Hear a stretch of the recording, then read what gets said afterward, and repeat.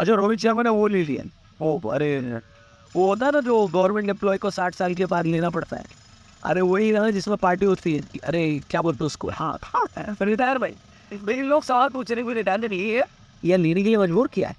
ये गड़बड़ है बाबा। हेलो मेरा नाम है रौनक, आप देखने से हो गए चुके रणतंत्र। रोहित शर्मा ने कल इंस्टा स्टोरी डाल के टेस्ट क्रिकेट से रिटायरमेंट अनाउंस कर दी। मेरा तो इतना लाइफ खराब हो गया है। ये बातें 2-3 दिन से ही मीडिया में आ रही थी। हमने आपको इसी चैनल पे शॉर्ट्स में बताया था कि इस तरीके से ये तैयारी शुरू हो गई है कि अगले वोल्टेज चैंपियनशिप साइकिल के लिए भारत को नया कैप्टन चाहिए।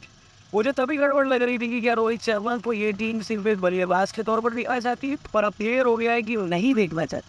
क्योंकि भले ही कोई कितना बोल दे कि रोहित शर्मा ने रिटायरमेंट अनाउंस कर दी, मुझे तो यही लग रहा है कि रोहित को बोला गया है कि आप रिटायरमेंट अनाउंस कर दीजिए।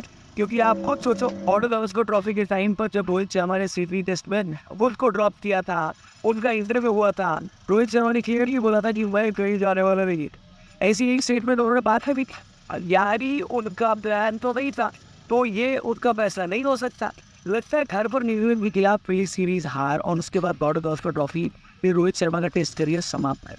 एक ही शर्मा जी की लड़की का बहुत बॉलिंग लुकरिया टेस्ट क्रिकेट में अनइवन फेवरेट थी। गार्डन में आते ही अपनी डेब्यू में सेंचुरी लगाने के लिए नागपुर और चेन्नई की मुश्किल पिचों पर सेंचुरी बनाकर हमको और मेमोरी देने के लिए 2021-22 वाई बॉर्डर ट्रॉफी जीतने में अहम भूमिका निभाने की शर्मा जी के रिटायरमेंट पर आपको जो भी कहना है दोस्तों कमेंट बॉक्स खुला है, बिल्कुल बोल रहा है। फिलहाल कल के मैच में हम बोल देते हैं जहाँ 22 दिन बाद JP one is the team for beat हुई और जीत उन्होंने 6 साल पुराना शराब तोड़ दिया। जहाँ पर उनसे 180 का टारगेट नहीं बन रहा था और भले ही वो टूर्नामेंट से बाहर हो गए और लेकिन कोलकाता को भी टूर्नामेंट से बाहर करी थी। कोलकाता टॉस जीत कर पहले बैटिंग करने का फैसला किया। पावर प्ले पर रहाणे और सूर्य नारायण के बीच सब कुछ सही जा रहा था। वही फिर धोनी इधर आए नूर एमर। मुझे लगता है चेन्नई को अब की बार इस पूरे सीजन पर हम अपने हिसाब के पिच विनी ही नहीं चेन्नई में, क्योंकि कोलकाता में जैसे ही नूर अहमद को आदत हुई उन्होंने पहले तो सूर्य नारायण को धोनी के हाथों स्टंपिंग कराया और फिर रघुवंशी को धोनी के हाथों कैच कराया। ये 2 डिसमिसल करते ही धोनी आईपीएल के इतिहास में पहले विकेट कीपर बन गए जिनके हाथों 200 डिसमिसल हुए। कोलकाता को शुरू में अजिंक्य रहाणे का साथ मिडिल ओवर पर उनकी उम्मीदें आंध्र रसल से बची, लेकिन फिनिश बढ़िया नहीं करना है क्योंकि रिंकू से जल्दी आउट हो गए और लास्ट ओवर में रमनदीप और मनीष पाटिल पतिराना को एक भी बाउंड्री नहीं लगा पाए। नतीजा ये हुआ कि कोलकाता ने चेन्नई को 180 का टारगेट किया। अब चेन्नई वाले में परंपरा प्रतिष्ठा अनुशासन के साथ आते हैं।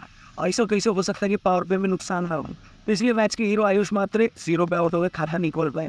यही हाल उनके नए ओपनिंग पार्टनर कॉन्वे का भी था, लेकिन चेन्नई की नई साइनिंग ने आते ही क्या धमाका किया है। उर्विल पटेल नाम है इसका और इस लड़के ने छक्के से अपना खाता खोला है। अब यहाँ पर आपको एक कंट्रोवर्सी भी बता देता हूँ। कई लोग चेन्नई पर ही इल्जाम लगा रहे हैं कि इन्होंने इंजरी का रिप्लेसमेंट बटोर के अपनी नई टीम तैयार करी है।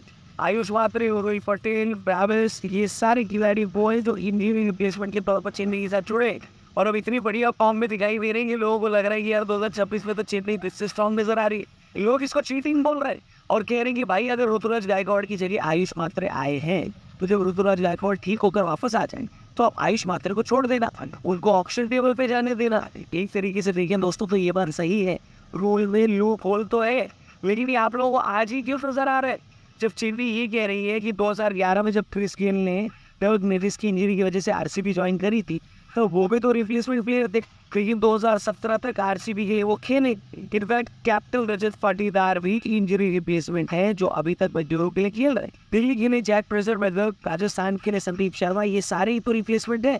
तो फिर अब चेन्नई ने कर लिया तो इतना रोक आया रहे। बात तो सही है। के बाद इसने दिखा दिया कि आज ही उन पर लोग नजर क्यों रख रहे हैं। अपनी पहली आईपीएल आपसे लगाई और इस बीच वेबर और के एक ओवर में 30 रन भी कोर्ट डाले।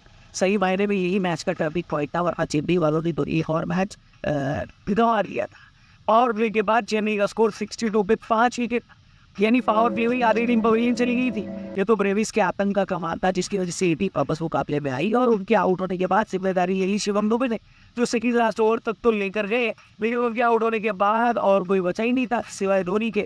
आखिरी ओवर में 8 रन चाहिए थे, धोनी को कुछ भी फैंसी नहीं करना था, पहली गेंद पर बाउंड्री चाहिए, उन्होंने छक्का लगाकर पड़े आराम से चेन्नई में मैच जिताते पड़े। पॉइंट्स टेबल के हिसाब से चेन्नई अभी भी लास्ट, लेकिन कोलकाता का प्ले ऑफ में जाने का चांस सिर्फ 1% रह गया। मैक्सिमम अबिलिटी 50 पॉइंट से पहुंच सकती है और इतने मेरे ख्याल से काफी नहीं होती। आपके हिसाब से क्या कोलकाता पर अभी भरोसा है आपको प्ले ऑफ में पहुंचने वाली थी या नहीं? और चेन्नई की जीत पर आपको क्या कहना है? कि आपको भी लगता है चीपी के रिप्लेसमेंट तगड़े हो रहे हैं और अगले साल हमको इसका फायदा मिलेगा? जो भी आपको लगता है कमेंट करके बताना, चैनल को भी सब्सक्राइब करके जाना। और रोहित शर्मा ने रिटायरमेंट की हुई है, इसको कुछ कहना चाहते तो रोहित भाई के साथ बढ़िया से। और ये आज पंजाब और दिल्ली का कड़क मैच होने वाला है। दिल्ली यहाँ पर हार अफोर्ड नहीं कर सकती। इस मैच के बारे में भी कल वीडियो में बात करेंगे, इसलिए चैनल सब्सक्राइब करना। कल भी तब तक के लिए गुड बाय।